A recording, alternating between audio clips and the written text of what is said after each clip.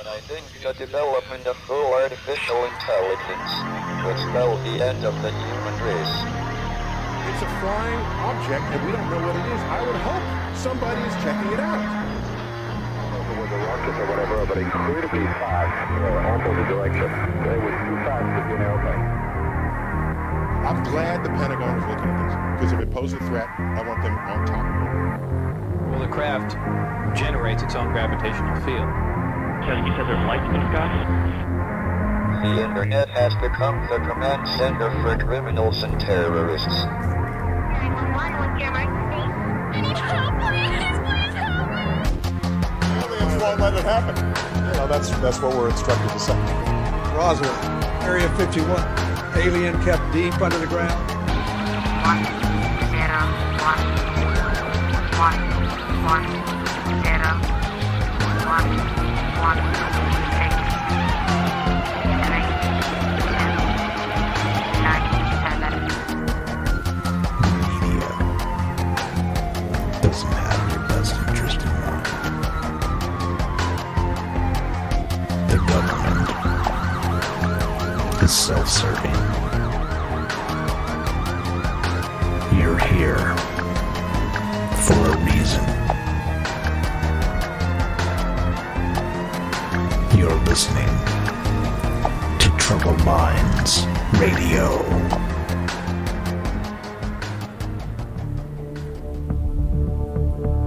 Broadcasting live from a secret bunker just off the extraterrestrial highway. Somewhere in the desert sands outside of Las Vegas.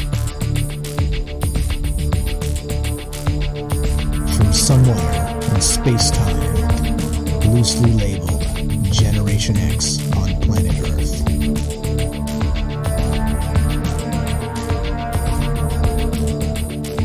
And asking questions of you in earnest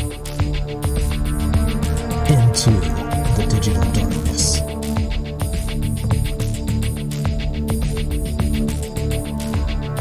Good evening. Welcome to Troubled Minds Radio. I am your host, Michael Strange. I am here with your co-host, Frank Pierce, and we'd like to say hello to all of you who might also have troubled minds.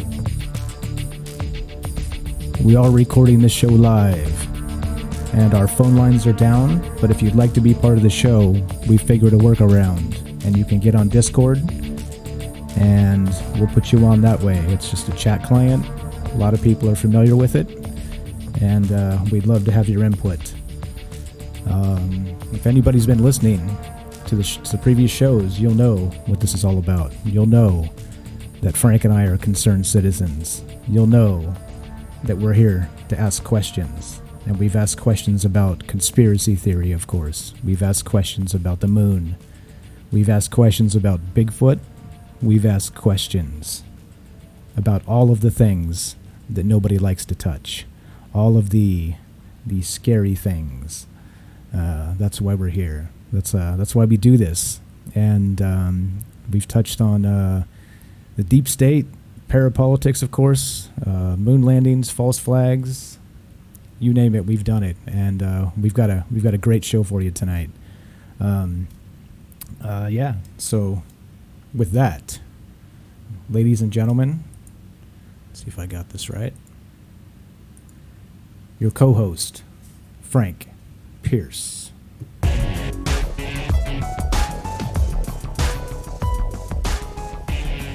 Yeah, that's my intro music. So, today, we're going to be going deep into a rabbit hole. The secret space program on Mars and all the associated people involved with it. Now, this is quite the adventure, and I'm just going to break into a little rant to start this off, that when we do research for this show, and I think this is why the show is so important, you know, we go to Google, we type these things in, we search for them, and we look for information.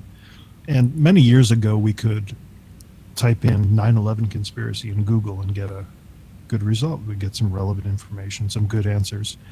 Nowadays, you type that into Google and you get articles debunking it, saying the whole thing is false. It's all a conspiracy. It doesn't make any sense. And we're finding that doing the show more and more often. We type in these conspiracies and these odd, weird search queries, and we get nothing. We get articles telling us we're wrong. We get articles telling us that we don't know what we're talking about, that all these things, all these whistleblowers, all these photographs, all these evidence are fabricated or false in some way. And so that's what this show is about breaking through that layer of censorship in the media and on the internet and bringing the information to you. But not only that, getting information back from you. So we do this live so we can get viewer comments and viewer feedback, and hopefully one day we'll have experts on, we'll interview them, and even you, if you're an expert in a topic, we'd like to hear from you. So you can join that Discord link and get on the show and we'll talk to you. But again, today we're talking about the secret space program and Marines on Mars. So do you want to get right into that? Yeah, let's do it. So Marines on Mars. So this actually goes back a couple years. I'm going to do a brief intro, and then we'll go back to the beginning of this story. But I just want you guys to know where we're at, so it kind of makes sense as we go through. So at the beginning of 2014, a let's say supposed, at this point, member of the United States Marine Corps, the secret version, there's a SS attached, which is the Secret Service of the United States Marine Corps. Now, this individual broke his silence over the tenure of his tour of duty in the military. Well, back then he was known as Captain K, K-A-Y-E, and he insisted that his story was not only true and accurate, but he was authorized by his commanding officers to go public. So the interesting thing is that after that, he went under the pseudonym, and then he later was identified as one Randy Kramer, C-R-A-M-E-R, and his account is pretty astonishing. He goes through all kinds of things about his time on Mars. He says he spent 20 years on Mars, basically battling aliens. Okay, so we can get into his origin story here. I know Frank's got a bunch of stuff regarding that. But so it's unnerving in a lot of ways. Foremost being that is this where all of the secret stuff, the Illuminati, like all of this stuff, the deep state, the actual deep state, is this where the money's going? Is this where the future of humanity is actually going? Are we on Mars currently? Is this something that's old hat, and they're trying to fake us out into thinking that maybe we'll get to Mars someday, when in actuality our technology is way higher than than they let on, and we've been going to Mars for decades. Kind of interesting. One of those interesting questions. I think it definitely, this account swings out those type of gigantic questions on how, I guess, how deep the government conspiracy goes. And I think that's what we're looking at here. I think we wanted to do this show for that reason. Again, remember, everything on this show is not one of those things where we're just, hook, line, and sinker. I'm not saying all this is true. I'm saying that this is the stuff that's been reported. This is the stuff that we're looking into, and it makes for a great exercise in thinking for yourself and trying to parse the data, the actual release data from NASA, from the governments, and then to kind of read between the lines of maybe this story and some other stories, and see where we're at. So with that, here we go. A little more music, but you got Randy Kramer beginning there, the origin story. Yeah, and before we get right into it, let's just take a quick trip back to the previous episode. We were talking about Mars, and we were talking about the rover and whether the rover is really on Mars. So that was one extreme, where all this technology, all this infrastructure, it doesn't exist. It's all fake. This is the other extreme, where we're in Mars, inside Mars in caves. We're on the moon, on the dark side of the moon. We have a base there. We're all throughout the solar system. And That's what's called the secret space program. And there have been many, many, many outsiders and insiders rather, and whistleblowers, and I think there must be 100 at this point, military members and scientists and engineers who have come out and started talking about this secret space program, all these secret aircraft and asteroid mining bases and facilities on the dark side of the moon and cooperation with aliens. So this is a big topic, a really big topic, but we're drilling down today just into Randy Kramer and his experiences as a Marine on Mars. But to give you some background information on the secret space program, let's hear from an insider himself. So this is a scientist who came out and he talked about this program and the extent of this program. So if we can play the secret space program clip, that'd be great. You got it. I'm going to play this, but real quick, shout out to Chad, Miguel, Chris, Todd, Alejandro. Thanks for showing up, guys. Appreciate you having here. We like your comments, so if you got comments about the show and the topic, drop them in there. We'll try and get to them. If you want to get on the show with us, audio style, we've got a Discord link on top. There's instructions once you join Discord on how to get on the show. So, again, we do this live for this exact reason. We want you guys to be part of this. So, if you want to get on, we welcome it. All right, here we go. Secret Space Program clip. To learn that there is a vast infrastructure throughout the entire solar system with everything from mining operations and the asteroid belt and on moons and planets to procure raw materials, to industrial complexes that produce technologies and colonies of human beings that work in those industrial complexes and support this large industrial machine that is throughout our solar system. Our moon is also an artificial body. It's in a locked orbit with the Earth with almost like a tractor beam technology that has locked it in an orbit with the Earth, and they've found the energy field that goes deep within the Earth to where it's focused to anchor the moon, and the moon only changes position, as in goes further from the Earth by, I think, centimeters every certain amount of years or something. The Earth's density and the gravitational effect it has in time-space, creating a torsion field by its spinning and contorting space-time, is not enough to capture something of the density of what scientists say the density of the moon is. And because of the spinning of the Earth, it should have an effect on the moon to cause it to spin. But the moon is locked in, it doesn't spin, it's locked in too close to the Earth, and it is not something that could have been captured. None of the models, scientific models, have worked, that it was once part of the Earth and was flung out.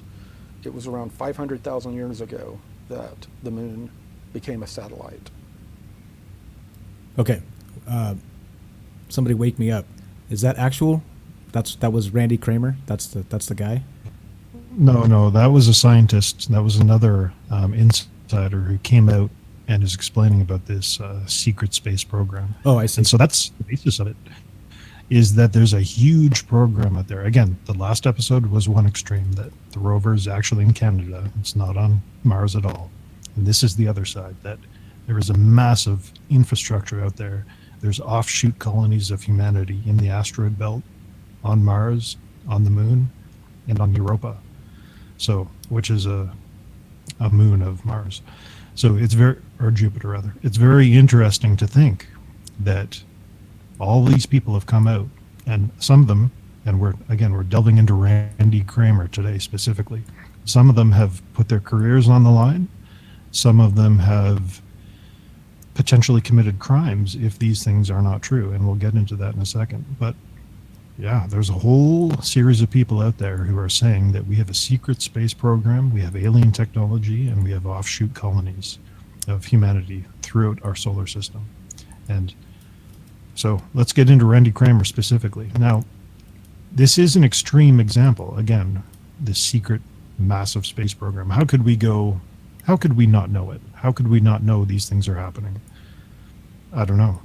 Maybe they've hidden it very well, or maybe we just are not capable of believing it anymore. It depends. So we're digging into that today. But Randy Kramer, again, is this Marine who was recruited as a child, and we'll get into his background soon here. But he's sticking up for the story. He's putting his career on the line. So let's actually play that clip about reporting him and what potential negative outcomes it could have if his story turned out to be false. All right, lie detector, yeah? Yeah, that one. Okay, here we go. Randy, it's good to have you back. It's been a year. I wanted to tell you that the last time we said we'd have you on the program was we would bring a lie detector or something to make sure that you're telling the truth. But I have asked several people who have lie detector equipment to come on this program. They absolutely refuse. Why do you think they're refusing? I mean, it would seem to be an easy thing to do is to hook you up to a lie detector test to find out if you're telling the truth or not about whether or not you've gone to Mars. I mean, it's a very outrageous thing to claim. I know a lot of people out there don't believe you. Well, I actually have gone so far as to not just ask every single person within the state of Oregon, every person I can find on the West Coast, not to mention contacting people within the exopolitics community to find anyone in the continental United States who will be willing to give me a polygraph test, and we cannot find one single person who is willing to give the test. I'm dying to take the test. I want the test, and no one will give one to me. All right, so he mentioned exopolitics. If you guys aren't familiar, here's the exact definition, is an interdisciplinary scientific field with its roots in the political sciences that focuses on research, education, and public policy with regards to the actors, institutions, and processes associated with extraterrestrial life. So just like politics, they say that there's political machinations happening with humans on Earth, the governments here, and actual extraterrestrial races. And they apparently have been since the 1950s. That's a pretty big claim. Yeah. And again, this comes into the secret space program, is that we didn't accomplish all this by ourselves. We were helped in coordination with these aliens, some of them peaceful and some of them hostile, and we're working together with them to build all this technology. Now, back to that clip we just played. So again, he's making extraordinary claims. He's saying he's been to Mars, there's a base there, there's a base on the moon, and he's asking for someone to prove him wrong with this lie detector test. And no one will do it. They won't do it. So it is interesting to think. And again, this is going to get fantastical pretty quick. So we're just giving you these clips to set the stage that this guy is making these claims, and as of yet, no one is calling him on them. No one's trying to prove him incorrect that way. Now, there's another interesting aspect to his story as well, is that he's in the Marines. He's in the secret section of the United States Marine Corps. Now, he's a captain. Again, his pseudonym was Captain K, Randy Kramer. And it's actually a felony to impersonate a member of the military, an officer of the military. And so again, if he was lying about this entire thing, if he was making it up, if he was insane, he'd get a knock on the door and he'd be thrown in jail potentially. And so why don't we hear that in his own words? Can we get that clip going? You got it. And let me just say one more thing while I'm at it. Yeah, right. My Brigadier General has reminded me to say, look, people who want to doubt you need to understand something. Impersonating an officer is a felony. It is fraud.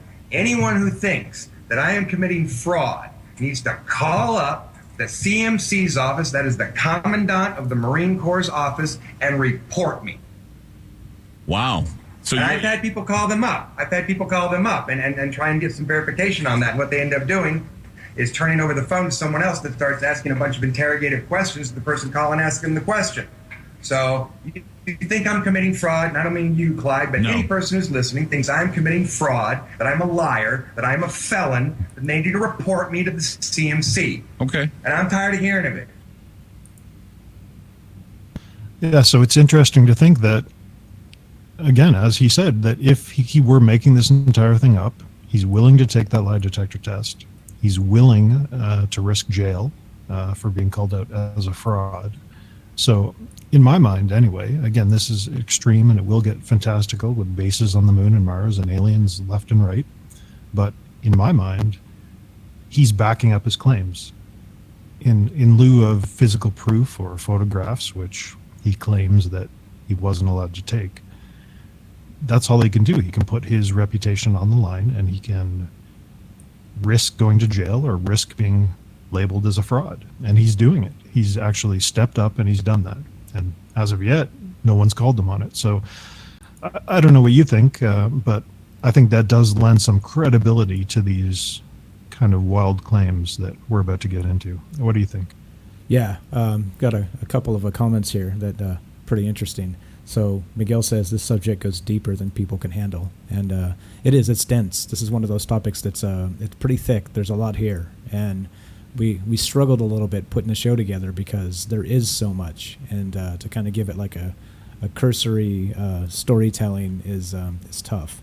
But we know you guys are smart and you can stick with us.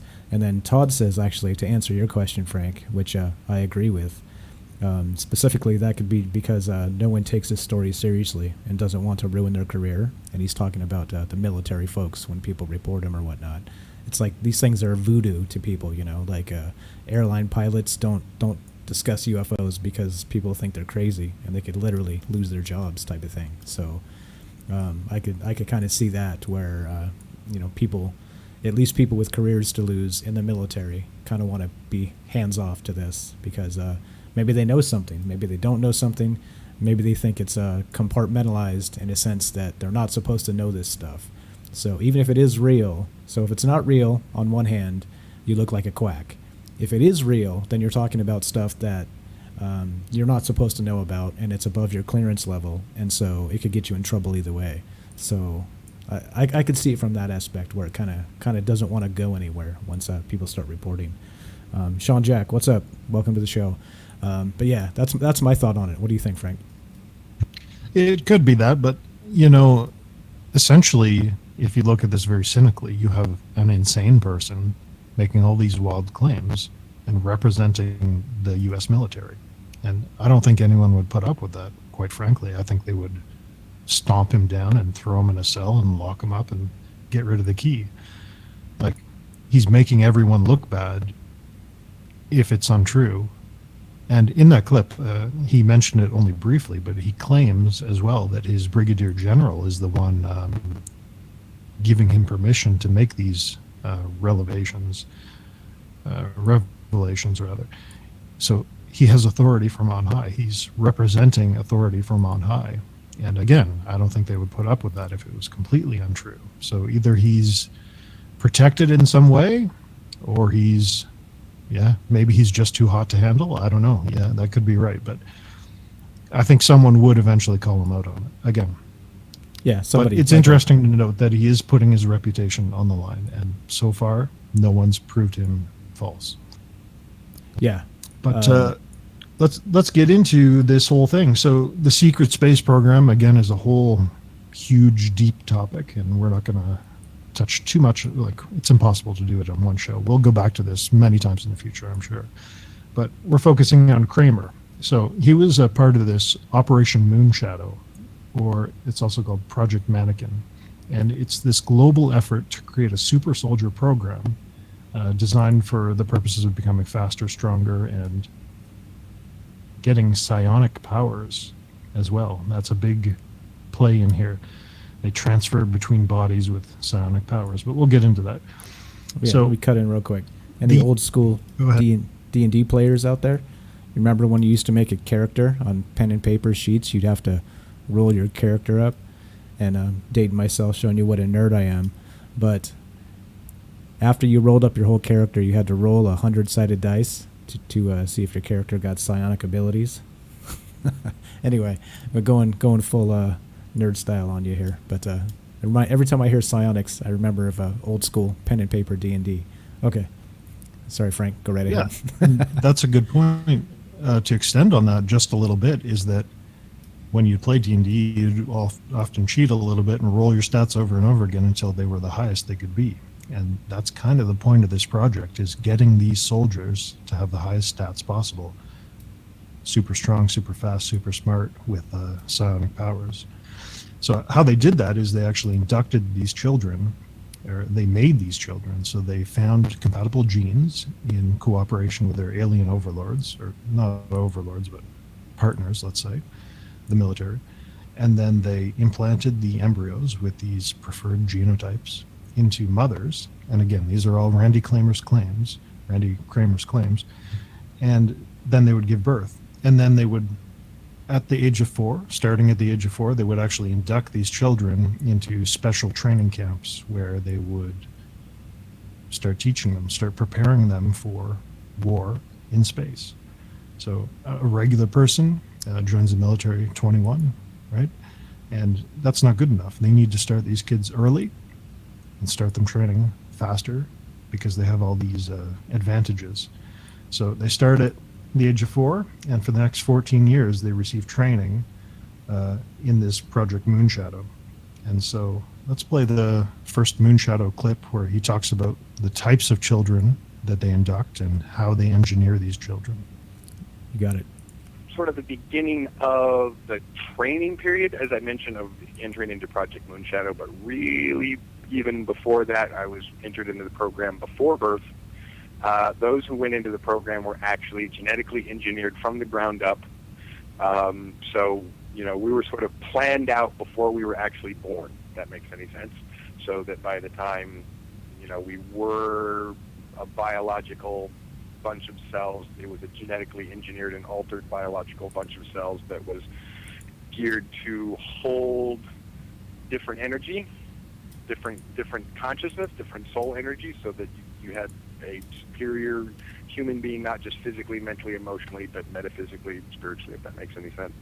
And then take those 300 people, and I would say sort of the earliest training periods that would be considered conditioning. That was before age 4, but really Project Moonshadow, like the physical training didn't happen at like age 4. So age 4 is really the start of physical training. Physical training in age 4 was really going to locations where, you're in groups with the other kids, mostly games and exercises designed to teach everybody, sort of how to function as a group, how to, cooperate and do certain basic skills and functions that will apply later on to battlefield functions as you get older. So that was pretty interesting. And most of those memories are pretty sharp. It's not like a really fuzzy thing at all. And it was not a stressful kind of thing. Like I said, they kept it really, like it was games and fun time for the kids, and it wasn't really like stressful, or we didn't have guns at that age, or weren't worried about things chasing us down, trying to eat us at that age. And just under sort of the general supervision of a military officer and an extraterrestrial manager of some kind they were sort of the scientist engineers who had done the engineering, and there was always someone present to make sure that, the genetic engineering was working properly, and if there were any glitches, they would notice before we would notice, if there was some physiological, mental, emotional, or energetic kick or something that let them know that something was wrong. But they're pretty brilliant genetic engineers. I don't think there were too many problems. What do you think about that? Interesting, and that we're talking about genetic modification of human beings before, like you said, it was all planned. Their entire life was planned with genetic modifications and psionic abilities, or at least the ability to be receptive to that type of training. It's interesting. A little bit of time travel, I think we get into. There's it's deep, it's dense. This is one of those ones where it kind of blows your mind, a lot of the details. But yeah, like what the heck? What the heck? These are some pretty outrageous claims, let's say. Yeah, they are, definitely. So we started out early in his life. He's 4 years old. He's being genetically engineered and implanted in his mother. And they take him out at 4 years old, and they induct him into this special program where they start training him. And he has super speed, super strength. He's much smarter than his peers, his regular peers, and he's getting these psionic powers trained. Now, there is some time travel and some weird stuff that goes into this, because you think, how do you train a 4-year-old?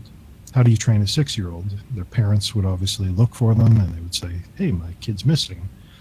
You know, they would wonder what the kid was doing out in the woods running around all the time. So what they did, actually, is they would put entire towns to sleep, and they would abduct these children in the night, and this is sounding familiar for other stories. They would abduct these children in the night and take them with their peers out to different places, and they would do these coordinated exercises and show them how to get along, and basically military training for young children. And the claim here is that in addition to these, to putting the town to sleep, what they would do is they would organize all these families together so that all the super soldier families would live in the same area. And that way they were all compartmentalized, and they could all be abducted in the night and trained without having to pick up one child from this town and the next child from the other town, and so on and so forth. So let's actually, again, these are all Randy Kramer's words. We're trying to put together a timeline of his life. He's done so many interviews that it's difficult to pick it all apart. But let's play this training clip where he describes what actually happens when they train him and how it actually goes down. So you're talking about the early 70s, in which probably there was some use of wormhole technology, but mostly at that stage, before they were using jump gates, they were actually using delta wave emitters over the entire neighborhood, so everyone's asleep. So, like, literally they can send someone up your front step who can walk in your front door, go into your bedroom, you know, a couple of technicians who can lift you up out of bed, carry you out to a van, and then take kids in the neighborhood. They cluster people, too. So the neighborhood that I grew up in was a cluster. So there were a lot of kids who were in program in that neighborhood. Most of them had no idea. And upon reflection, as I used to think, God, we had a lot of weird kids that were into throwing stars when I was a kid. But it was not so much, you know, just kids into throwing stars. I had a lot of weird, genetically altered super soldier kids in my neighborhood. And a lot of it had to do with the position of the neighborhood, which was right on the outskirts of town. So essentially they could pick everybody up, drive them less than a half a mile or a mile away to a TR-3B that would pick everybody up and then take everybody off. And then because they're able to use a certain amount of temporal, time-space travel so that the ship can take off, and then Time Corps can, plan the return trip. So it doesn't matter how many hours or days we're gone, the ship can return 15 minutes after we left, and they can return everybody to their beds before anybody wakes up. There you go. So just for some background info, the TR-3B that's another show entirely. We can't get too much into that now, but that's the military prototype UFO that people claim to have seen and people have claimed to developed, and they have plans for. You can look up TR-3B on the internet and you'll see some pictures of it. But so he's abducted from his bed, he's trained with his peers, and so I think he talks about there were 300 girls and boys who were covertly drafted into this program. The girls composed only 20% of the group, and the boys the rest. And yeah, so during his childhood, he would be taken from his bed and trained up. And this lasted until he graduated high school. So 14 years of training. And again, he's genetically modified, so he can take all this, and he can be very receptive to the training. But he goes through 14 years of this, and then they finally induct him into this program, and they graduate him as a soldier. So it's interesting here that, again, we're going to go back to Randy Kramer here describing the process, but it's not just the United States that's involved. It's multiple nations, multiple people, and they all pool their resources together to create these super soldiers. So kind of like a UN type thing. But let's play the clip where he describes his graduation to the program. Big base, big We're back now multi-level, with Captain multi-layer K, base that which has... is a pseudonym, I should mention, for someone who served in the U.S. Marines Special Section. And he's going to be telling us now about his actually joining the Navy and being recruited into the Special Section of the U.S. Marine Corps. Captain K, just maybe tell us what happened. I mean, you graduate from high school around 1988 and you end up joining the U.S. Navy. Right. I suppose I should try and clarify the difference between the sort of chronological way that I had to remember how this all happened and the way that it actually happened, to be more clear. So most of my memories and my recollection of doing the training program, being in Project Moonshadow, that was all happening at a conscious memory level that I was not supposed to remember or think of at that time, unless the triggers are activated, in which then, you know, the alter personality comes forward. Or really, I think in my case, that was my functional personality, and the alter personality was the one that they would send forward when I wasn't in super soldier mode. I think in that way it was also a little bit reverse from the typical trauma-based mind control, where you're trying to allow that person's main personality to still be functional and create a separate personality through the trauma, where in this case it was more like, we're building you from the ground up, so that's who you really are, but because during the daytime you have to keep secrecy and security, we're just going to, you know, allow this pretty more simplistic version of yourself to be the person who you remember and think you are during the day.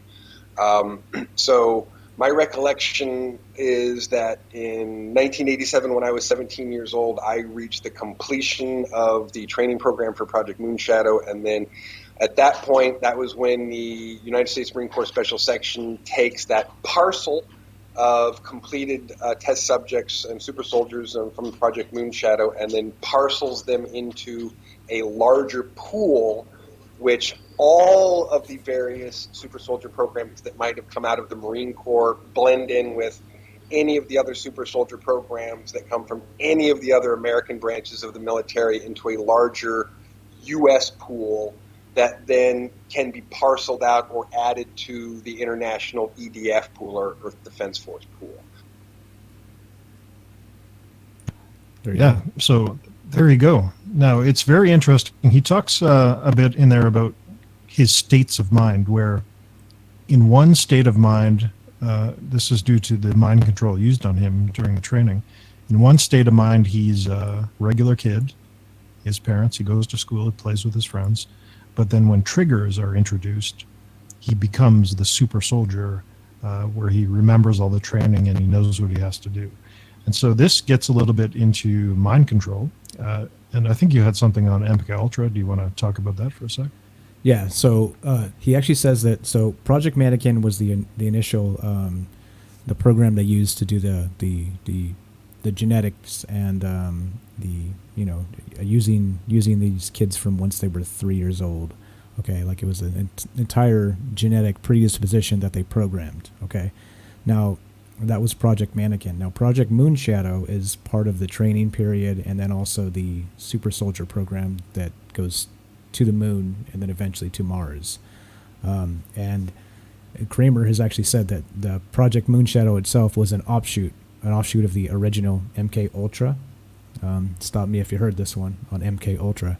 It's one that kind of, in these UFO circles, it kind of comes back, because there's actual documented evidence. There's people that actually died from the government doing tests on people with MK Ultra. So the original MK Ultra was a project that spanned for more than a decade, and it was originally intended to make sure the United States government kept up with the Soviet advances in mind control technology. So there was a lot of things they did to Americans. There was illegal drug testing, of course, without permission or notice, and it was let's say it was a bad time for covert human rights in in this country.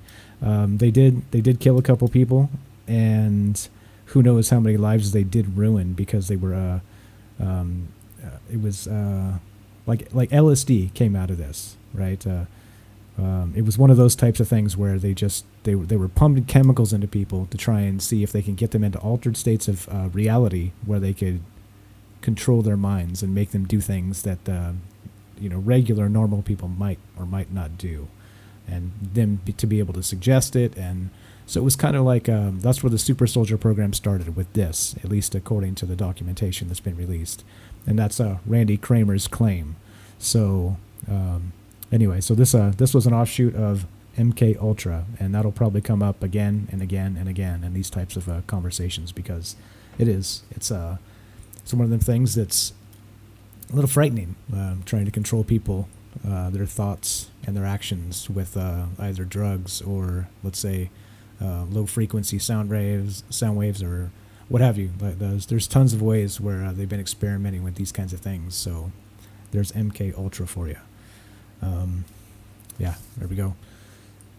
Back to you, Frank. Yeah, okay, so at this point he's being genetically modified from a young, to be born, and he's being trained in all these military arts from the age of 4 until 17. And then he graduates high school and he's inducted into this program. He's finally made a super soldier for real. Now, this is the part where he leaves Earth and he goes to the moon, where he signs his enlistment papers, and he has to commit to spending 20 years of service on Mars with a special elite unit of Marine Corps. Now, it's interesting here because they kind of force him into it. He really had no choice in the training because of this mind control aspect of the story. When they took him, he was made to train because they kind of controlled his mind. But now they switch over his personality to the super soldier mode. They bring him to the moon and they force him to sign these enlistment papers for 20 years. And he doesn't really see a choice. He just goes ahead with it. And so he finally gets to the moon, and on the dark side of the moon, there's a massive facility where all this stuff is going on. And again, we've talked about the moon in a previous episode and how we don't really have any good images of the dark side, and how there's all sorts of anomalies on the light side that we can see. But here, Randy Kramer goes to the dark side of the moon and he sees this base that they've built there. So we have a clip in his own words. Why don't we play that? The Moon Shadow Moon Base. Big base, big multi-level, multi-layer base that has areas that were built back in the 50s. I mean, you can tell by the building materials, the metal construction, the sort of even like the cast metal parts on the locks and doors and airlocks and things, and carpet, wall, paint, all these building materials, lighting fixtures, doorways, lit signs over doorways and things that, half the time you feel like you're walking, through a really old military base that was built in the 40s or 50s and has all this old hardware still that hasn't been upgraded. I remember walking down to the administration section and noticing how ratty the carpet was. It was like from the 60s or the 70s, and they hadn't put new carpet down on the floor in decades, and it was just this ratty old yellow carpet that looked like, and even the chairs along the walls and stuff looked like they were from a doctor's office from 1972. So it's a weird conglomeration of areas and levels of stuff that was built way back. They haven't even bothered to upgrade the freaking carpet, versus other areas which are so advanced that you'd think you just walked into the future. So you could literally go from one end to the other and feel like you walked through time from 1947 to 2035 based on what you're surrounded by and what everything looks like. It's a trip. What's funny about that is it sounds very military. That's how military facilities actually are. So interesting on the details there. It really does sound legitimate in that way. So it is incredibly interesting that they built this giant base. He's sent there. That's kind of like the launching station where they take a craft from the moon to Mars. Now, I'm sure you're asking yourself, why do they send soldiers to Mars? Why do we have soldiers on the moon, and why are they going to Mars, and why bother doing this entire training program? Well, there's 3 key aspects for this. One is to establish an extraterrestrial defense for Earth, so to protect ourselves should the hostile alien types decide to invade or claim part of Earth as its territory.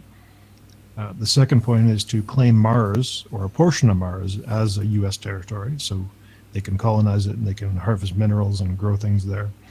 And the third point is to get the Martians, the native Martians, and he claims there are 2 species of native Martians still living on Mars right now, to get them accustomed to having Earthlings present on their planet. So these are native Martians. They're lower in technology than their peers, the other alien types that live on Mars as well.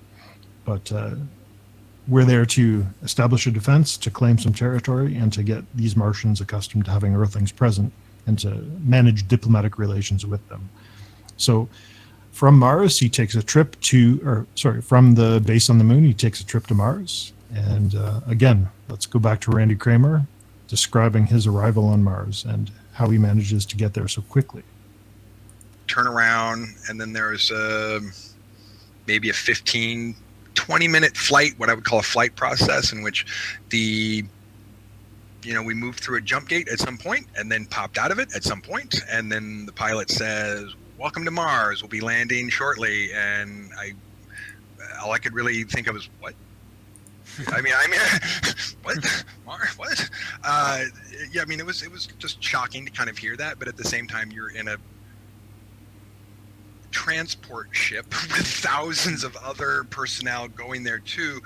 Well, I mean, basically we hit the ground and everyone's starting to disembark, and I think what I was imagining as we're starting to disembark is that, we were going to be maybe in another hangar, like the one we left. We have a very large underground hangar in the moon, the one we left, and I thought, oh, maybe that's what we did. We parked in another one of those, but that's not what happened. We actually just landed right on the tarmac. And so as we got out towards the gate, and everyone was going down the gangplank,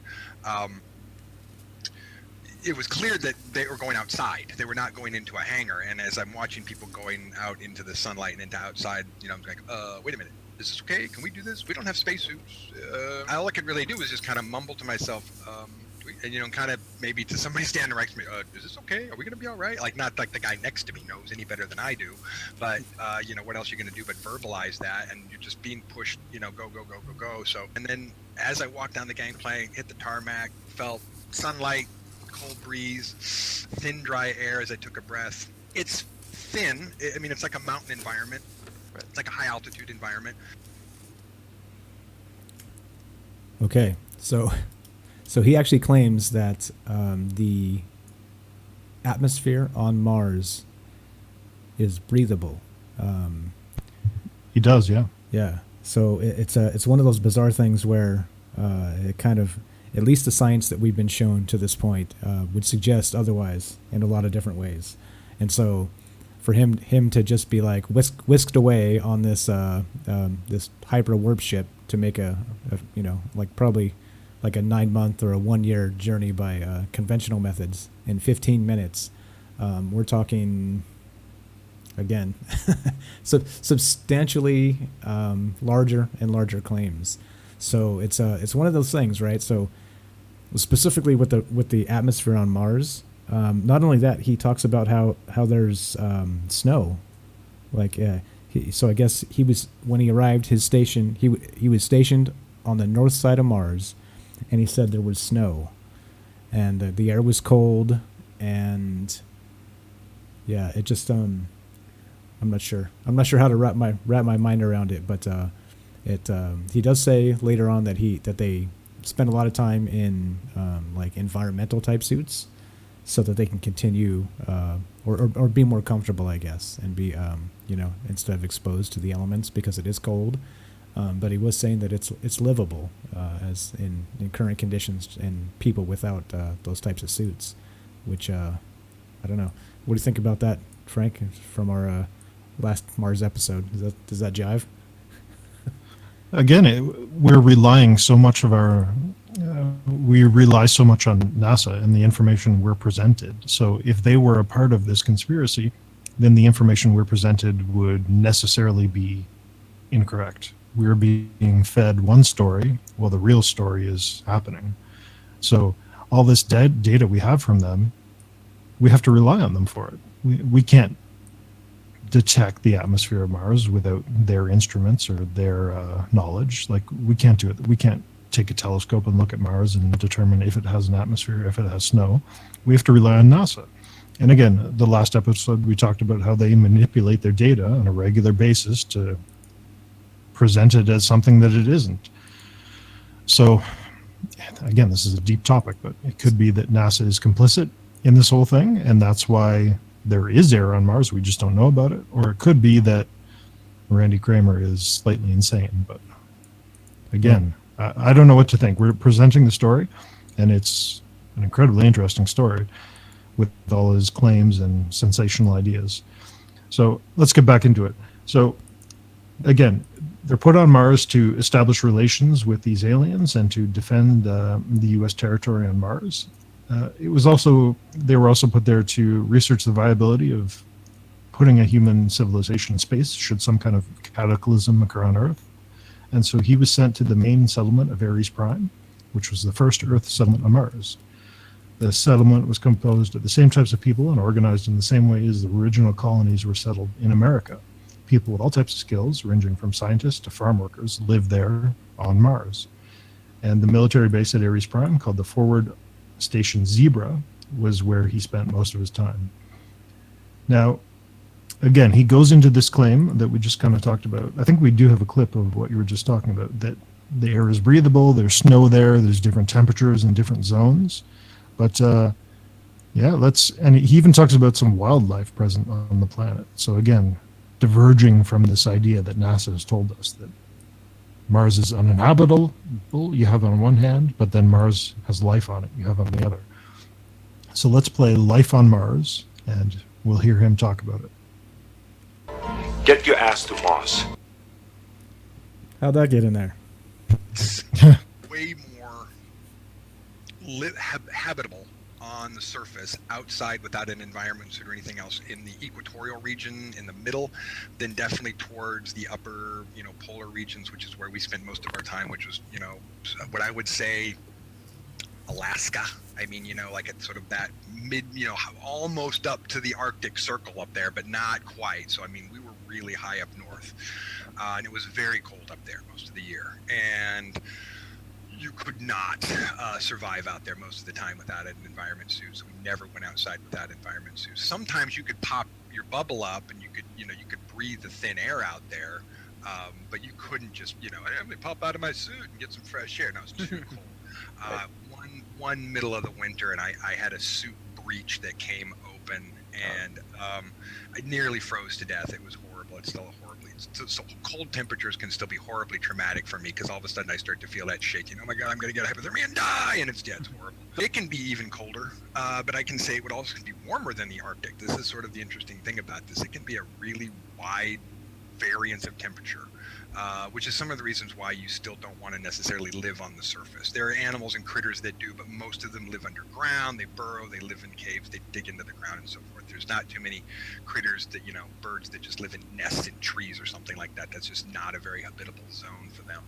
Like little tweety birds, little like finches, that look like little finches, swallows. I've seen both, a fantail and forktail, little birds, like I would call them, little ground birds, all kinds of regular things, little gopher, rodent, squirrel, whatever they are. Things like that, little snakes and lizards, and bugs. Now, I've heard people talk about bigger animals, bigger lizards and things like that. Spiders and all that stuff. Yeah, but again, that's got to be more down towards the equatorial region where they can survive on the surface and stuff like that and hunt. Up north, most of what we saw were small things, us and the other indigenous species that lived up there that had technology and civilization to live up there. Not a lot of wildlife. So what do you think about that? Tweety birds and rodents and lizards on Mars. It's full of life, and there's indigenous alien species there. And not only that, we have a breakaway colony with farmers and scientists and all sorts of things. Yeah, according to his claims as well, there are several actual entire, what would you call,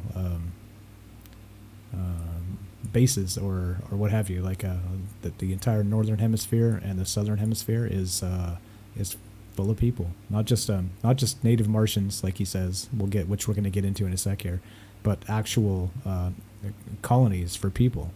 So it's one of them, again, one of those things where it's like, okay, I could see if you got a 15-minute flight to Mars, how people would be there. But yeah, the rest of it is a little interesting. You got Tweety birds on Mars. What about that picture we had from the Mars episode with the little rodent on Mars, right? Kind of at least that maybe jives.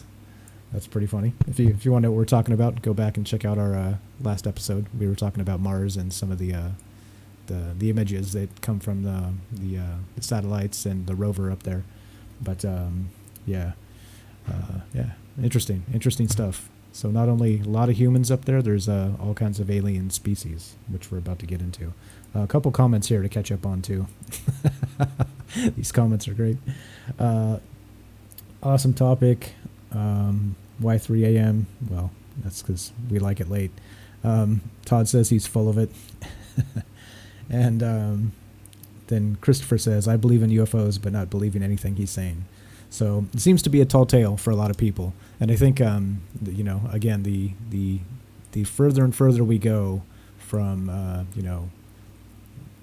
let's say base level knowledge of physics and these types of things, and I think people are willing to believe that extraterrestrials exist, but like literally in our backyard like this, with we're talking almost interstellar wars and native Martians, and it's again kind of a tall tale. So we'll give it the yay or nay at the end here and what we believe, but we're just getting through the story. Get your ass to Mars. All right. Get your ass to Mars. Yeah, it is important to explore these topics, though. It's a practice, I think, in critical thinking to look at these things. Like, we shouldn't just discount evidence because we don't feel that it's real. I think we should look at them and put the pieces together and tell the story in a complete way. And we can really go back and judge if it's true or not. But yeah, if you take any of these things by themselves, they seem crazy. But then keep in mind, there are other people who back up these claims in some way. So you have to understand the problem before you can solve the problem, I think. And that's what we're trying to do, is we're trying to understand his story and get your comments on it and figure out what you think of it. But yeah, so he's on Mars. The air's breathable. There's creatures there. There's aliens too, we'll get into in a second. But what's his job there? His job is to protect the territory. And so they have all these bases on Mars that they've constructed for the soldiers that they transport there, and for the farmers and the slave laborers and all this kind of stuff. So it's interesting to think in the last episode, we showed several pictures of underground hatches, bases that could be bases, like tunnels leading into mountainsides and tunnels in flat open plains. And we saw the pictures of those from the satellite imagery. And here, Randy Kramer starts to talk about the type of environment he was stationed in, where he actually worked and what the construction looked like. So why don't we play the Working on Mars clip, and let's hear in his own words what kind of environment he was living in on a regular basis. It was basically inside a mountain. As we approached it, I was like, wow, that's a big mountain. It's like, that's your new home. And as we got closer and closer, there were two very, very large steel or alloy steel, whatever, doors that would open up. And when I say big steel doors, these doors were probably 40 feet high, 60 feet wide, two of them that would slide open, and probably 20 feet thick. And when they would fully open, they had explosive bolts that could fire the doors slam shut. So if the doors were open, they didn't have to, if like someone was about to come in, they could fire the explosive bolts and the doors would literally slam shut, and anyone who was in the door would be crushed between 30-foot steel 40 by 60 giant doors. So it was a very interesting system, but that was what we call sort of the motor pool hangar bay, which was where we kept most of the vehicles. And when we would deploy back from the barracks and we would come forward, that was where we would deploy from. So basically, it was a mountain, big mountain, and our station, forward station Zebra, was inside, and then about a mile if you're looking at the mountain, to the left, about a mile through the mountain, would be our sister station. So there was the two division. We were Division 096. They were Division 097. But that's how many soldiers we had. There's 16 squads of 16 each. You got 4 fire teams of 4, and 4 squad leaders, and the Alpha team squad leader is also fire team leader is also your squad leader. Yeah, so there you go. And I think this backs up some of the photos we saw in the previous episode, is that we saw hatches leading into mountainsides. And here he's talking about hatches that can be shot with explosive bolts, should they need to be. And so the photographs we saw in the previous episode kind of line up with this guy's story a little bit. So I don't know. What do you think about that? Yeah, there were definitely some suspicious-looking hatches, type of doorways. Remember there was an actual thing that looked like a vent, like some kind of exhaust vent. These were all photographs on Mars from, then direct from NASA. So whether that stuff is, again, pareidolia with the humans see what they want to see, or whether it was non-redacted photos that kind of got squeaked out, not sure, but it definitely looks like there's something going on in some of those. A lot of you are familiar with the famous Face on Mars, so there's a lot of that type of stuff. Again, go back to the old episode last week. It's on troubledminds.org if you want to check out our old shows. That's where they go, and you'll see everything there. But it is interesting that some of the stuff he's saying kind of jives. It lines up. Okay, so maybe there is, because he did say a lot of the life, the natives and people live underground on Mars. So there's that. So at least that part, it looks like it kind of lines up with maybe some possibility. So that's good. Yeah, so he's trained up from a young age. He's brought to the moon, then he's sent to Mars to fight. And that's the point of him being there, is to fight these aliens. So why don't we get into that now? I think you have some stuff prepared on the types of aliens that we see on Mars, and which ones are hostile and which ones are actually working with us, according to Randy Kramer, to help develop technologies. Yes, so in particular with the aliens on Mars, so he says there are 2 main indigenous intelligent species on Mars, and according to him, they are reptilian and insectoid. And he says on his first briefing, he was told that they were native savages and beasts, but he learned after that they were their own evolved species, each with their own culture, civilization, intelligence, etc. And again, their homes were mostly underground. That was his again, which matches with what we were talking about. He actually calls their homes hives or nests. So that's where a lot of the Martian action is going on, and where it's not obvious in some of the photographs from NASA or what have you. So that lines up a little bit. Another interesting thing is, if you recall, we were talking about the methane levels on Mars and how they fluctuate. That would also match this type of thing, where there was seasonal fluctuations of methane. So some of it lines up a little bit to being plausible, or let's say within the realm of possibility. I guess that's different than plausible. Okay, and so they had the reptilians and the insectoids, and I guess for a long time they were fighting with us. They were fighting with humans. We were up there with colonies on Mars. We had these super soldiers that were actually sent there to defend Earth against these Martian natives, and so that was his part of his duty, what he was supposed to do. I think I got a clip here. Let's see. I'll play this one to go along with the. All right, this one. A lot of patrolling the area from the quadrants in the grid that we were sort of responsible for at Forward Station Zebra. And essentially most of that involved occasional altercations with one of 2 sentient species that were living near us, one reptoid, one insectoid. What over time became a larger conflict when draconian reptiles got involved, and it got into this crazy four-way, I mean, from where I was standing, a four-way conflict, but it could have been more than that. Could have been many, many more people involved in that. So there you go. So there's the two native Martians, reptiles and insectoids, and apparently there's a fourth. So we're the third, of course. So we're from Earth, and we have colonies there.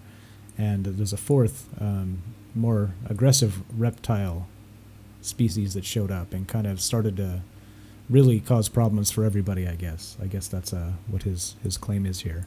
So, but before that happened, I guess they signed a treaty, and the natives and the humans had kind of ended their skirmishes and kind of eased into a relative peace, where there was some posturing, but it was mostly a peaceful existence. So again, if you remember, what part of the primary purposes for sending people there is so that the Martians become accustomed to having Earthlings present. So there you go. That's part of what his claim is. But this fourth race came and caused some problems, and I guess what he was saying is that we ended up joining together, the two native species on Mars and the humans that are there joined together to fight off the aggressive reptiles, I guess, the reptilian species. He calls them the Draconians. So so I guess the joint venture was successful, and the Draconians withdrew. So there we go. Got a clip for that too. I mean, it was battle and it was war and people got hurt, but it wasn't anything like what happened when the Draconians got involved. It just went from, I mean, I guess if you study war, I mean, there are different types of tribal and cultural war, and where war wasn't always the point to just, kill and slaughter your enemy. Sometimes it was just engage them, be tough, rah, rah, rah, a bunch, bang your sticks and your shields together, and, be sort of fierce and impressive, and engage physically and not necessarily slaughter your enemy. And it was more like that until the Draconians got involved, and then it got really, really, really ugly. And then again, after some time, we sorted that out through some very complicated chain of events, and there was a peace agreement that was signed, and then the war ended. And but at that point, I was essentially transferred from Forward Station Zebra after an event that pretty much wiped out almost the entire division and our sister division, 097.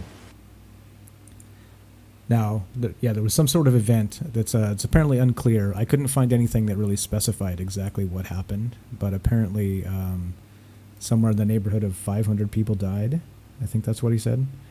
And I believe it was called, he described it as the Grand Accident. So a bunch of these Alpha Draconians got together, and they actually ambushed a Mars Defense Force patrol, and they killed them all, except a few people did escape. So yeah, they came to the planet, and they kind of ambushed one of the patrols that they had, and they nearly wiped it out. And that was the first they saw of them. And after that, it was just fighting back and forth in cooperation with the natives. Okay. Again, there's so much. If you guys are interested in this, there's a ton. He did so many interviews, and it's deep. Let's say it's deep. I won't say it like Todd said it, but I'll just say it's deep. But so there we go. We've got native species. We've got humans on Mars. We've got an invading reptilian species, and us joining together to fight them off. So there's the whole plot here. So from his So after that, anything to add to the fight there, Frank? Yeah, no, just that. Some of the, so again, you have to remember that according to Randy Kramer, some of the I believe the draconian species were semi-peaceful. Like the insectoids were apparently allied with us, but the other draconians were semi-peaceful. They would still kind of hurt some of the humans on Mars, but the alpha draconians, they were the bad guys. Anyway, according to Randy Kramer, again, we had farmers on Mars, we had slaves, we had scientists, engineers, all sorts of people, again, because this is an offshoot colony of humans. So in addition to fighting the Alpha Draconians, one of their jobs was to keep the peace between the workers, the human workers on Mars, and the other Draconians, the semi-peaceful Draconians. And so someone called in and asked, in a different show that Randy Kramer did an interview with, and they asked what would happen to some of the workers if they kind of wandered around Mars. Like, what was the environment there like? And so he describes that, the different types of aliens, the second clip here, and describes what would happen if a human worker on Mars met the insectoids or if they met the semi-peaceful reptilians. All right. Which clip is this? The types of aliens, too. You got it. My question for Captain K is, if I was one of these slave laborers and I somehow found myself detached from the work unit and ran across the path of one of these indigenous reptoids, how could I expect to be treated by them? That would depend on your sort of precise geographical location. We consider that the northern tribes, as we refer to them, sort of above the northern equator, have a more friendly than they did before. They might be willing to talk to you. They might be willing to give you refuge. If you encountered what we refer to as the southern tribes, they are very aggressive, very hostile, and essentially would test your whether you're any good to save or talk to or not by testing you in battle. I would hate to say that if you were a worker who would run from a harsh situation across the Martian desert and you came across, you probably wouldn't survive the fight to talk about it later. So if you were in the southern hemisphere, you'd probably be food. If you were in the northern hemisphere, you might at least have a chance of running into someone that might humane or compassionate way, since we realize that other species are also compassionate. So it's not just humane because they're not always human. So they do have a greater ability for compassion, but there you go. Sounds again. pretty... So this is it's kind of reminiscent, I think, of the Native Americans in the Wild West, right? If you would go there way back in the day, some native tribes would be very hostile towards you, whereas some would accept you and even invite you into their homes and feed you and so on and so forth. And so there really is a parallel in that way here, where some of these alien species were very accepting of the humans on Mars, but some of them were hostile and would test you and make you fight. So I don't know. I think the parallel there is interesting. What do you think about that? Yeah, agreed. I was the comment there was that it's going to be, it's a diverse place. It sounds like. So not only are there different races, there are different sub races. Let's say there were different tribes. So northern, southern, more or less aggressive. So he said he was on the north side. So that means that he was probably patrolling in a less aggressive area. So I wonder what the base on the south side looks like. I wonder if we can get some corroborating evidence of somebody that comes forward about the south base, because that sounds like if this is the opening act, then the part 2 should be pretty hot and exciting on the south side, the south side of Mars. But yeah, interesting stuff. Yeah, there's just so much of this story. Like he's given hours and hours of interviews, so we're trying to put it together in kind of a start to finish his life story on Mars and going back to Earth eventually. But yeah, so he's fighting these aliens. The Alpha Draconians come, and then I believe you have some of this where he's nearing the end of the mission, and then they send him into his last battle. So do we want to talk about his last battle?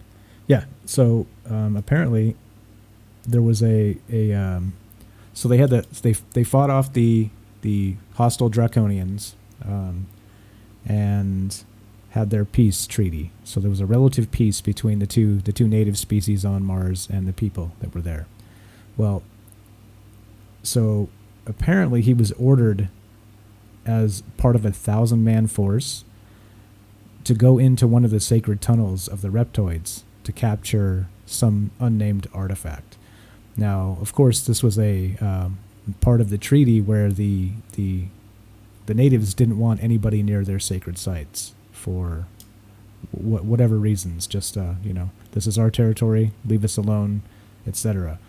But then, out of the blue, he's ordered with this 1,000-man force to literally go and storm the sacred tunnels of the reptoids, which is breaking the treaty. So he even says in some of the interviews that he remembers questioning the orders from his superior and saying that this is directly against our treaty that we've got with them. Like, we have a peace because we stuck by our end, they stuck by their end, and his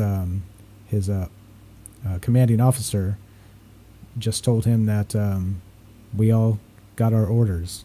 Well, we just do what we're told, type of thing. We don't. It's not our place to ask why. And so, as a result, they did. So they took this 1,000-man force and went after this unnamed artifact. I wonder if it's some kind of let's say, alien technology, like something that they didn't want to share with us, and maybe speculation here on top of his story, but maybe something we decided that we had to have for supremacy of Mars. Who knows?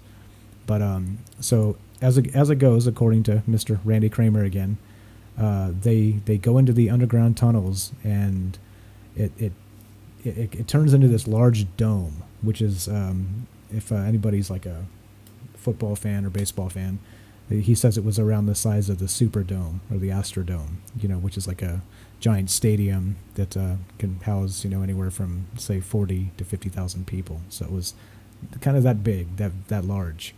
And once they got inside this dome in these tunnels, they lost all communication with their headquarters, and then all of the doors inside the dome opened up, and of course the reptoids attacked because they knew they were coming. The 1,000 people is not easy to hide, and so the reptoids came charging out in huge numbers, swinging large bladed weapons, and Randy was quoted as saying it was like being in a blender. So out of the 1,000-men force, it looks like they were not successful because he said he was only one of 35 who survived the fight, yeah. So this is kind of the end of where his tale on Mars kind of winds down, because he was wounded, barely escaped with 34 others, let's say, and when he was recovering from his wounds back at the medical facility, wherever they're at in one of their colonies, he was approached by a superior officer, and where he was offered a pilot position. He was basically reassigned to go back to the moon instead of staying on Mars.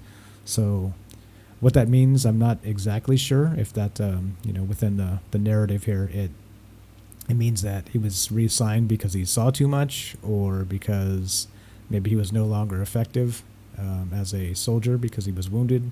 It's not exactly clear. Again, it might be out there, but it's so many hours to comb through to find the exact details. You catch anything with that there, Frank, on exactly what happened there? Yeah, I believe he was wounded, and then he was offered this position, and he just kind of retired into it. But so again, this story, very fantastical, very, very strange, but he seems to have all the details. Like, he seems to have all the information for it. Like, he can explain these things really well.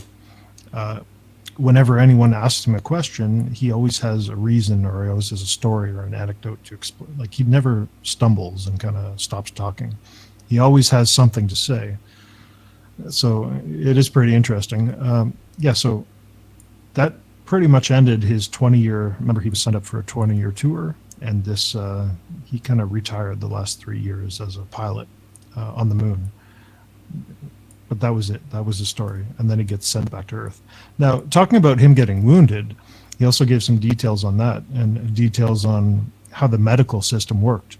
So an aspect of the story that we didn't really touch on so far is that all these bodies they were in were often cloned. And this is where the psionics comes to play, is they would transfer the souls of these soldiers between bodies using psionic powers. And so They would clone these bodies, and they would kind of be like a blank slate, a blank template, and they would take Randy Kramer, his personality, his memories, and whatnot, and put that into an entirely new body if he was badly wounded. But if he was just kind of injured, they would use advanced technologies to heal him. So I believe we have a clip here on kind of the thoughts on the program and the way the clones were treated. Again, because the workers on Mars were clones. They were slave clones. And there was kind of some eugenics going on and various nefarious things of that nature. So let's play this clip on eugenics and clones. Well, can you explain the nature of the Nazi problem and its threat to the U.S. intelligence complex? Yeah, that I can actually say a little bit more about and how it relates to the structure of the Space Force as it stands, because there clearly is a purveyance of a philosophy which you can only identify as Nazi eugenic. I mean, it really is just right out of their textbook, that kind of philosophy, in which is purveyed by a number of bureaucrats and a number of officers in the Space Force. So there's clearly this very, very heavy philosophical, psychological influence from Nazi eugenics thinking, and people who have adopted that as thinking this is the way in which we should be moving forward. But there is also clearly a counter voice to that, and there are people who have clearly chosen to stand on an opposite aisle of that, and it's, again, not the kind of thing that we were supposed to be privy to, but if you ever did happen to overhear, senior officers arguing about something, that would be the kind of thing you'd hear them arguing about, are these kind of, upper hierarchical philosophical questions about, how we're treating the clones, what we're using the clones for, and whether that's ethical or not, and what kinds of gene picking we're using for them, and whether that's represents something or just Nazi and racist, because there's certainly the philosophy that by mixing in many of the other genetic distinctions, you're going to get a better sort of pure strain approach by mixing all the best qualities of something and get qualities to come out of that, instead of picking for recessive qualities and then trying to cull out things so that you get, the mutants that you want, you keep, and the mutants that you don't want, you just, you cull out. And there's definitely those arguments. And one time, maybe one or two times when I was in the med beds, which they have this amazing technology. If you get entire parts of your body blown apart, they can put you in these med beds, and they hook up all these hoses and equipment and use this really precise 3D holographic projector that projects a perfect down to the cell image of your DNA that's kept in the database, and then these do some kind of harmonic resonance. All of the things that move into that solid matter and the liquid matter and the proteins and things that they use to recreate and restructure your body reform over time. So getting a leg regrown could take 4 or 5 days, maybe, depending on how bad the damage is, but they can completely regrow the leg in one of these med beds by projecting that hologram onto your leg and then putting in all the materials that your leg is going to need to remake all the bones and everything. Yeah, there you go. So he was wounded, and they put him in these med beds with these holographic projectors, and that helped him regrow his leg. And so after the big fight, wounded, fixed up again, and then he spent his last 3 years in the program as a pilot. Now, again, this is a very fantastical story, and there's a lot to it. So what do you think about that last part? Interesting. It doesn't seem too science fiction-y. We're in some let's say maybe primitive, maybe stem cell variations of that at this point. But obviously the laser technology and completely replacing limbs that But I think from where we're at to that is not so crazy as like a warp drive, let's say. 15 minutes to Mars. So, a little more plausible that maybe that exists somewhere, but especially on an alien planet, let's say. But yeah, it's I hadn't heard that clip, so that's good. That explains the wounding. But so if they can fix him and make him as good as new, then it seems like maybe they reassigned him because maybe that part of the program ended on Mars. Not exactly sure, but if that's the case, then kind of opens up some of that type of speculation. The thing with this guy, I think, so Christopher just said, I feel bad for this guy, and it seems to be the sentiment here. Tell us what you think in the comments, guys. Is this something that's plausible? Is this something that's one of those probably or probably not, or what have you? Go ahead and drop it in there, and we'll get a feel for what you guys who stuck with us. We appreciate you sticking with us. We know there's a lot here, but give us an idea if you think this guy's full of crap, or if there's something here. Because I think there's, to me, it seems like there's a bit of both. That, okay, that could be plausible. This other thing seems pretty far out there, et cetera, et cetera. So, yeah, there's that. But it is cool that he, again, like you said, his level of detail on some of these follow-up questions and these interviews are, let's say, not. It doesn't seem like he's completely nuts. I mean, from the things he's saying and the way he speaks, it doesn't seem like he's out there. It doesn't seem like he should be in a padded room type of thing to me. So there's that. There is that bit, but yeah. We haven't even got to the best part yet, and that's he ends his tour on Mars and he's sent back to Earth. And the way he goes back to Earth is perhaps one of the most fantastical parts of this entire story.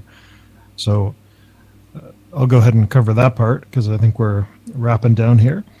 But he's sent back to Earth, and again, using his psionic powers and time travel and portals, and he's not very clear on how this whole thing works, but he's sent back to Earth. So he spent 20 years on Mars, and then he's transported back to Earth in the present day.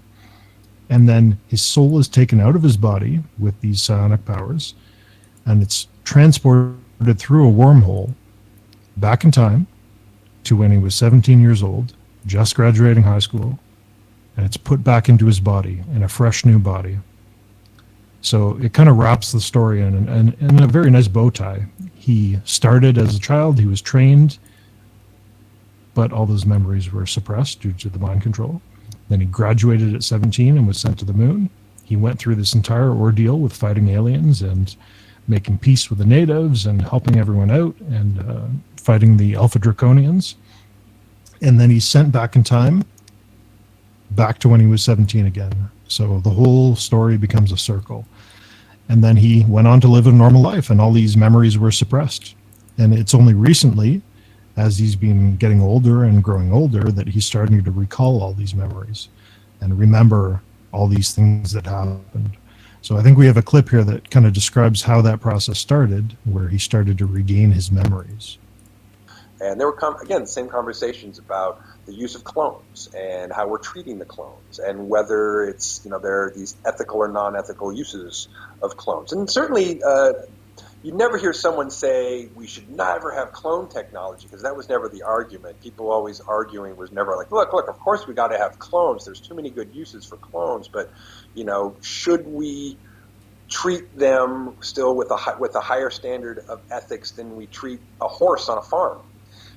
Because it's still a person, or it's still, mimicking, a person or made after a person, and versus the sort of mentality of, well, if we can make it and use it, then we should be able to do whatever we want with it.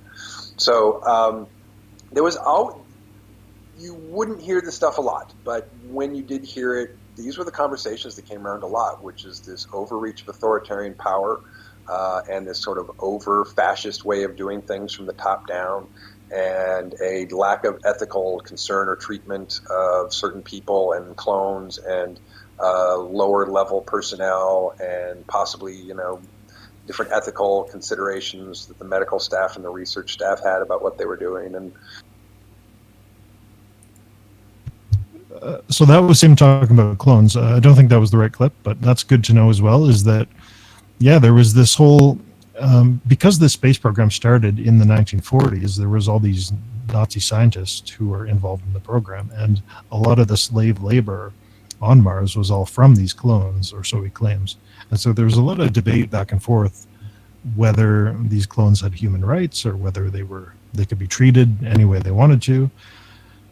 Yeah, but again, there's a whole side of this that maybe we'll go into in another show, depending on the interest. But yeah, so do we have a Regaining Memories clip where he talks about how he's transported back in time and he starts remembering all these things?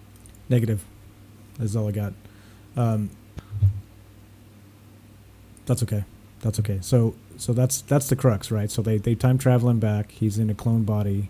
He was born in 1970, so he's put back on Earth in 1987 at the age of 17. And so 2014 is when this started to come out. So I guess from 87 to 2014 is when he was slowly accumulating these memories. They were kind of coming back to him through that kind of like semi-hypnosis process. He talks in length, like we're not going to get into it here, but about how he was able to, alter his state of mind and reach some of these memories that he wouldn't have been able to otherwise.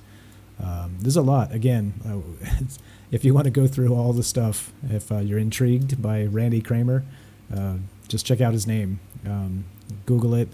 DuckDuckGo was a good search engine. If we got a comment up at the beginning of the show that if you want to dodge all the liberal crap that Google throws at you, search DuckDuckGo. I thought that was a funny comment. But yeah, it's out there. There's tons and tons and tons of interviews. So if you want to kind of get a good idea of this guy, whether he is cray-cray. So Christopher says if you'd have to meet him in person to know if he's cray-cray or telling the truth. So I kind of agree. I'd like to maybe interview the guy and see how maybe with or without it he is, let's say. An interesting thing at the end of this, we are winding down. So if you guys have some comments and you want to get on the show, remember we got Discord open. So if you want to jump on there near the end here, and put you right on the show with Frank and I, and hear what you have to say about this, whether it's good, bad, or indifferent. But there is some corroboration here. So it's not just one guy telling a story. There's some other stuff that happened. And I think the number is 6 or 7 of people have come out that have similar stories about they were part of different the same programs and ended up with similar stories about the aliens and how I guess one of them I've got here. His name was William Tompkins. Okay, and so he was World War II. He showed an aptitude for building things. He was recruited by the Navy and brought into some kind of super secret think tank during World War II. And after that, he went to work for Douglas Aircraft, which is now, of course, the defense contractor McConnell Douglas. So this guy apparently says that Hitler and the SS made an agreement with reptilian extraterrestrials, and Hitler had been given electromagnetic anti-gravitational propulsion, and so that was some of those. If you guys have seen that, the Glock or what have you on Ancient Aliens, or I guess that's where some of this comes from. And he said that Hitler had made a pact with these space aliens to kind of try and take over the world with them together, and which ended badly because the world got to Hitler first. But it was kind of near the end of the war, and an interesting thing where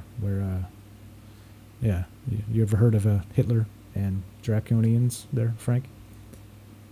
I haven't heard of that one, but there is, again, this is what's so odd and what's so compelling about this story is that there are other people who have kind of corroborated this guy's story. So there's one guy, Corey Good, and again, he was a Marine. He was sent to Mars. He describes the process almost identically, landing, breathing the thin air, seeing the multiple types of aliens. So again, just at a surface level, this guy, quite frankly, seems batshit crazy, pardon my language. But then you look into these other people, and they're telling the same story, and then you look into the history, and there's people who have died of old age or whatnot, who are telling the same story. It's just very interesting that there's so much corroboration for it, yet it seems so crazy. So it's kind of a hard thing to wrap your head around. I don't know. What do you think about it? Yeah, so we got some comments here from Todd. He says that Tompkins actually had evidence, I guess a picture, photographic evidence, and his story makes a lot more sense than Randy. And he says that Tompkins talks about Solar Warden. So that's one we're going to get into, and obviously don't have time today, but it's interesting, right? So you dig and you find some of this stuff, and it's not just one guy, it's another guy, and some of their stories overlap a little bit, and if one guy's even somewhat credible, it means that the next guy might be credible based on the overlap of their stories, so it's definitely intriguing to the point where it seems like it might be a bunch of BS, but again, that's why we ask the questions. That's why we do the show on this. That's why we thought it was a good segue from our Mars episode last week to jump on and do one on the Marine on Mars, because there's a lot. There's still a lot here. Like, we probably covered about 40% of it, somewhere in that range, and it was a lot. So there's still the time travel stuff and like states, levels of consciousness this guy's talking about, and being in tune with some kind of like universal warden, or I mean, it's on and on. It's literally on and on and on. So it kind of just makes me think something like, get your ass to Mars. Kind of like that. Get your ass to Mars. Get your ass to Mars. It is very interesting, especially, I think, in our previous episode, we covered all these strange Mars photos, and all these, Corey Good and Randy Carter here, they describe these underground bases, and we saw the tunnels leading into the mountainsides. We saw the pictures from the rover and satellite imagery of these bases, or what looks like entrances to bases on Mars.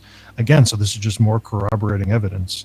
And if you want to go back, we covered that in our previous episode. It's troubledminds.org. Yeah, so again, it does seem crazy, but there's just a hint of truth to it that makes it so captivating. Right, absolutely. And Todd adding, Hitler was into the occult and searched a lot for ancient artifacts, but most likely did have contact with aliens, but not reptilians. And Corey Good says some things that don't make sense, but I don't believe all of what he says either. Yeah, and I think that's the litmus test, right? So if you believe everything that somebody says, I think they're not the problem. You're probably the problem. What was this? I forgot the quote, but somebody said, if you agree with me 75% of the time, vote for me. And of course, this is a politician. But then he went on to say, but if you agree with me 100% of the time, seek help. And I think that kind of sums it up pretty well. That there are lots of details, different sources. Of course, some are going to be a bunch of hogwash. Others are going to be intriguing, and that's what we're here. We're here asking some questions. So hopefully you guys had a good time, enjoyed the show. We appreciate you guys sticking with us down to the end here. If we've got a few more minutes, if you guys want to jump on and tell us what you think about the show, or what you think about Randy Kramer or aliens on Mars. But yeah, I'm about to wind this down. Don't forget, if you guys like this show, so we're doing it to include you guys, to include everybody. So go check out the website, troubledminds.org. You can find all of our social media there. Follow us everywhere. You follow us everywhere, you won't miss us, no matter what's going on. We might switch from this page in the future to our other page, which you can find on troubledminds.org. We're starting here because this is where the audience is. We want you guys to be a part of this. So, yeah, definitely good stuff. Anything? And again, we're streaming live on Facebook and YouTube and Twitch, so you can tune in anytime there. But yeah, this is I think this was a pretty good story. We'll keep an eye on it, and we're going to go back into the secret space program and cover some of the other aspects of this. Like, we didn't even get into the Zeta Reticulans and the Tausetians and the Betelgeusians and all sorts of different alien species that this whole thing, or so they claim, that are involved in this whole project. So there's a lot here. This is a huge story.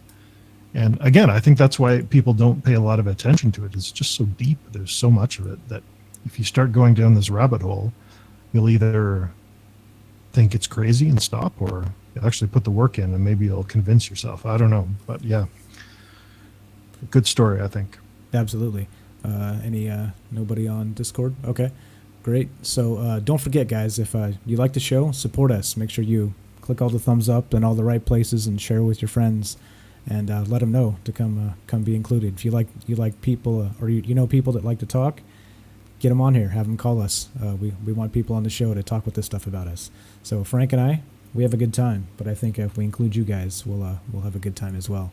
So I think with that, let's kick this.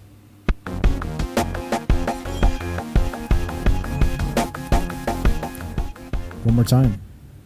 You're listening to Troubled Minds. I'm your host, Michael Strange. I'm here with your co-host, Frank Pierce. Have a great night.